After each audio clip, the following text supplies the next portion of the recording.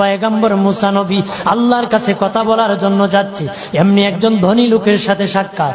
ধনী কয়, মুসা রে, ও মুসা, আমার এত ধন হিসাব রাখতে পারি না, আল্লাহরে জিগাইবানি কি করলে আমার ধন কমবে? মুসা নবী কয়, ঠিক আছে জিগাইব।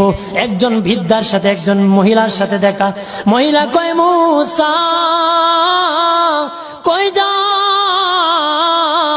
কই যাও রে মুসা? মুসা নবী কয়, তোর পাহাড়ে যাব, আল্লাহর সাথে কথা বল।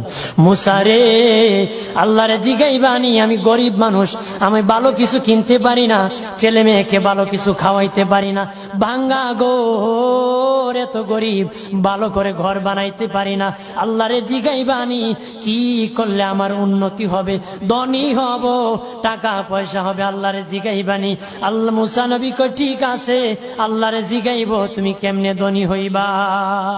আল্লাহ নবী মুসা নবী তিন রাস্তার মোড়ে যা দেখে একটা লোক বসে আছে, তার দুই হাত নাই, দুই পা নাই, দুই হাত নাই, দুই পা নাই।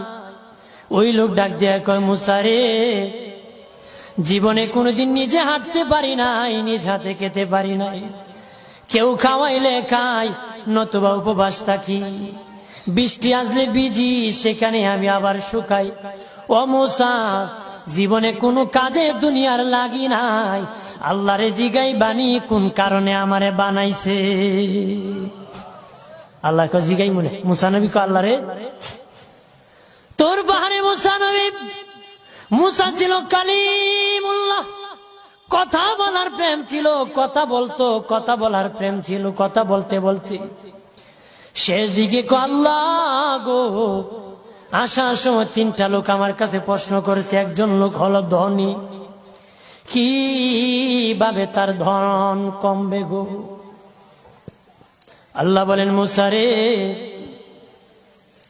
তারে জানায়া দাও, যাকাত দেওয়া যেন বন্ধ করে দে, শুকরিয়া আদায় করা যেন বন্ধ করে দে, তাহলে আমি প্রভু আল্লাহ সুবহানাহু ওয়া তাআলা তার ধন কমায়া দিব। যদি শুকরিয়া আদায় বন্ধ করে, তাহলে ধন আমি কমাই।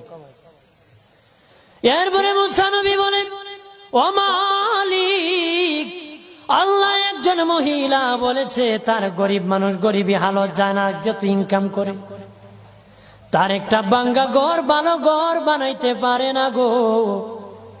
ও প্রভু, কি করলে তার ঘর উন্নতি হবে, তার অবনতির থেকে উন্নতি হবে?